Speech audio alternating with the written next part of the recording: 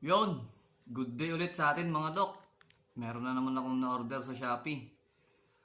Murang clipper na naman, swak sa budget natin. Ngayon, naisipan ko na namang i-review para mapakita sa inyo kung okay ba tong clipper na to dahil sa murang halaga niya. Tara, samahan nyo ako.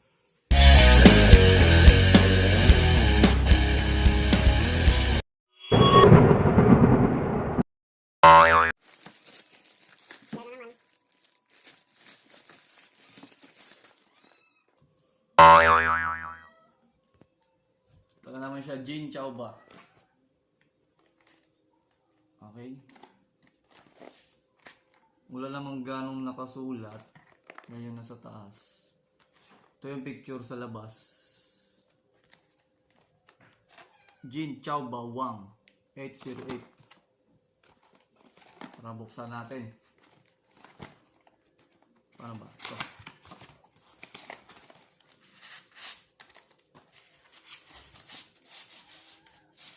Wow! Ganito lang siya. Oh! Mayroon siyang styro sa loob. May kasama siyang styro. Yan. Tapos ito. Ito yung pinaka-unit. Ito na siya. Ito yung pinaka-clipper. Ito yung guard.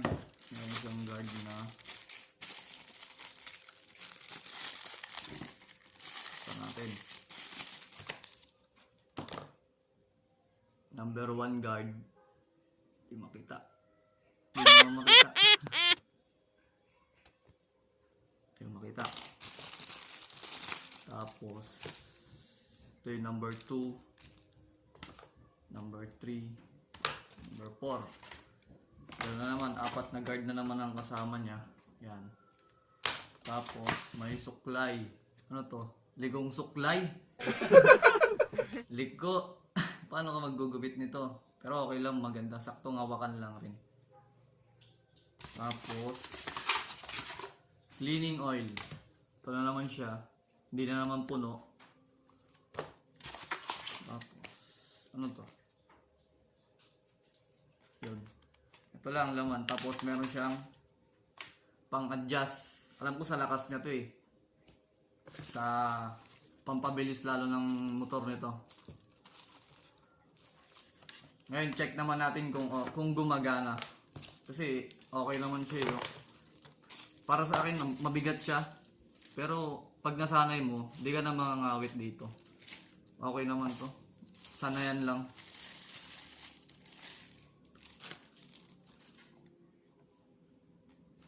Visual ko, okay naman siya.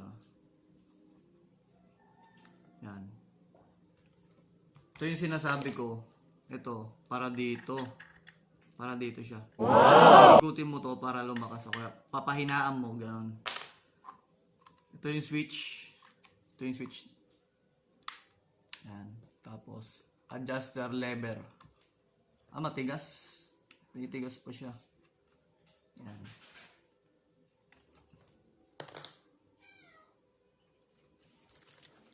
Hindi pa siya ganong zero gap. Meron pa siyang space. Subukan natin siyang i-zero gap mamaya. So, tara, testingin natin. Yun, kumuha kong saksakan ito, yung saksakan natin. Tapos, ito. Try natin. Tanggalin ko lang. Haba oh. Mga 2 metro din yung layo niya. Okay na rin. Saksak natin. Uy, nakabukas agad. Baliktad. Naka-on agad. Yun. Pakinggan nyo kung okay ba siya. Gumagana naman siya. Wala siyang zero. Wow!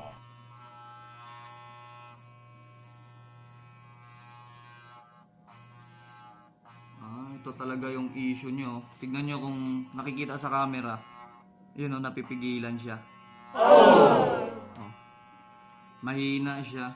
Siguro to pag naggupit ako, yung customer ko masasaktan, syempre. Kaya yung, ano siya, yung sunod-sunod. Kasi tignan nyo naman, ito yung on, bubuksan nyo. Pipigilan natin, yun, huminto. Wala na. Pag makapal ang buhok ng ginugupitan mo, wala na.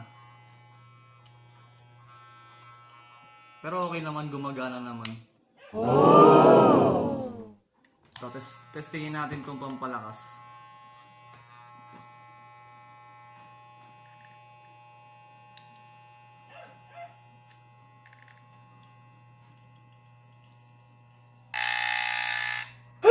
Umingay, di ba? Sobrahan na. Yun na ata yung sagad niya.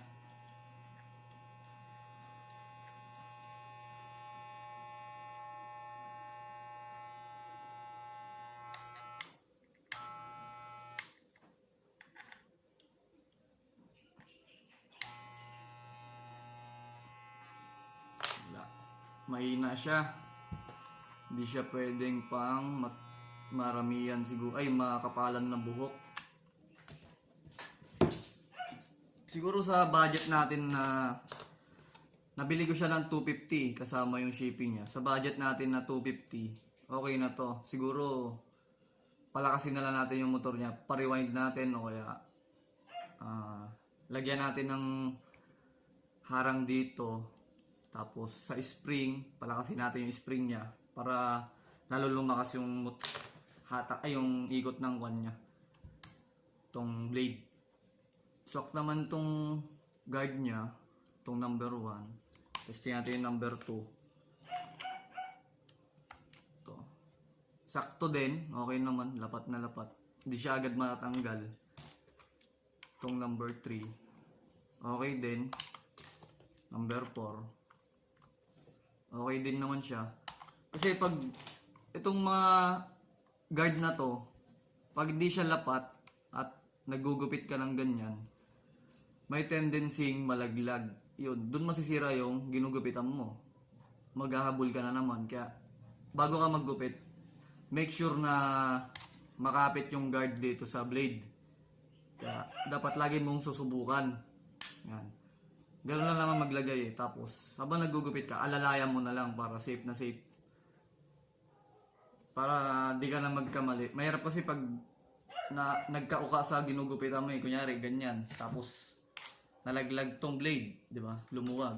Mahirapan ka na habulin to.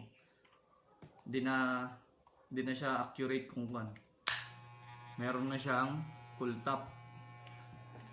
Tapos to. Ito lang naman laman niya. Okay na siguro to sa halagang 250. Itong mga to.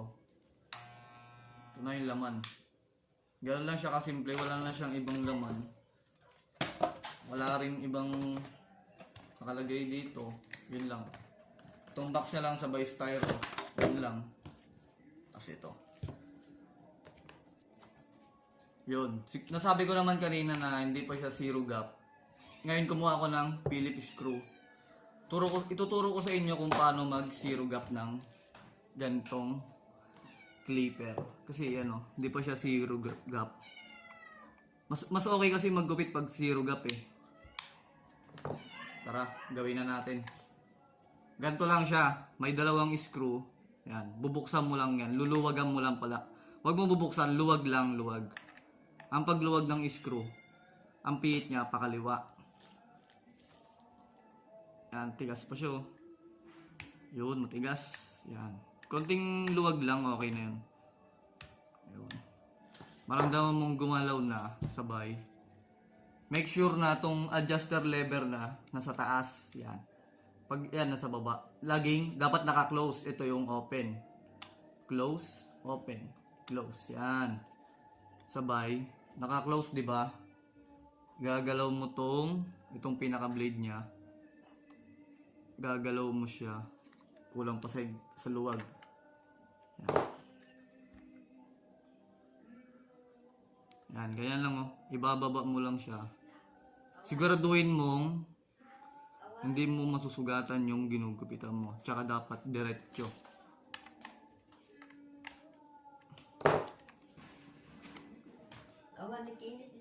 Yan, ganyan. Sabay, higpitan mo na. Yung paigpit, pakanan naman yung paigpit niya. Tinutulmo natin na po yan. Konti-konti lang dapat sabay. Yan, ganyan. Nagtutorpil dito na po. Bago mo higpitan, siguraduhin mong pantay yung blade niya ito. Dapat pantay. Dahan-dahan lang ang paghigpit. Yan. Sabay. Subukan mo siyang i-adjust yung lever niya ito. Yun, nakita niyo ba gumalaw? Yun. Open. Pag linose natin yan, zero gap na siya. Yan, sabay. Subukan nyo lang kung tumatama yung blade niya. Saksak ulit natin. Yan. Yun. Dito nyo testingin, no? Sa palad nyo. O kaya dito sa malambot na part ng balat nyo. Yan. Okay naman siya, di naman siya kumakagat. Yan. Kasi pag kumagat to, makakasakit ka ng customer mo. Wala na, hindi na uulit sa'yo magpagupit. Kaya, bago sa customer mo, subukan mo sa sarili mo kung masakit. Yan, okay na siguro to. Okay na mo yan. Close natin. Yun, ganun pa rin naman yung andar niya, hindi nagbago. Yun, salamat.